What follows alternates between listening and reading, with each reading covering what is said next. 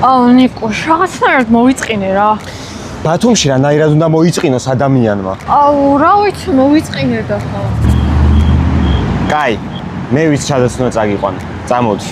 მოვკიდი ამ პატარა ბრაზის ბუკეტს ხელი და მოვიყვანე არგოს საბაგიროზე ბათუმში. ამდენი ხანია ბათუმში ვარ და არგოს საბაგიროზე ასული არ ვიყავით. ეს დანაშაულია. ალბათ თქვენ სამჩნევთ როგორ შეეცვალა უკვე ხასიათი. ჩავჯექით საბაგიროში და ავუყევით ნენელა გზას. გზაში ისეთი ხედები ვნახეთ, რომლის დანახვასაც მხოლოდ საბაგიროდან თუ შეძლებთ და დამიჯერეთ ძალიან დიდი სიამოვნება იყო. ამოვედით და გავაცნობიერეთ, რომ საბაგირო მხოლოდ სიამოვნების პატარა ნაწილი იყო. ყველაფერი უფრო მაგარი თურმე წინ გველოდა. პირველ რიგში ამოვედით ჯოირუმში. თურმე რამდენი გასართობი და რამდენი ძალიან მაგარი რამ გამოგვიტოვებია. ამ სივრცეში ძალიან მაგრად გაერთობით მეგობრებთან ერთად ძალიან მაგარ ფოტოებს და ვიდეოებს გადაიღებ. შემდეგ გადავინაცვლეთ ციფრულ მუზეუმში და მეგობრებო, ასეთი სილამაზე ნამდვილად არსად არ მინახავს. ყბად ჩამოვარდნილი ვუყურებდით ამ ყველაფერს, ისეთი მაგარი იყო. ციფრულ მუზეუმში ბევრი საინტერესო განყოფილება შეგხვდებათ და მეგირჩევთ რომ აქ შემოხვიდეთ. აი ამ ადგილზე თითქოს საერთოდ სხვა სამყაროში რომ ხარ. აქ ასევე სარესტორნო სივრცეც არის, რა თქმა უნდა, საუკეთესო ბათუმის ხედები და თურმე კონცერტებიც კი ტარდება, სადაც უცხოელებსაც კი აქვს შესაძლებლობა რომ ქართული ცეკვები ისწავლონ. მოკლედ, ყველაფერი ამ სივრცეში რომ ძალიან მაგრად გაერთოთ.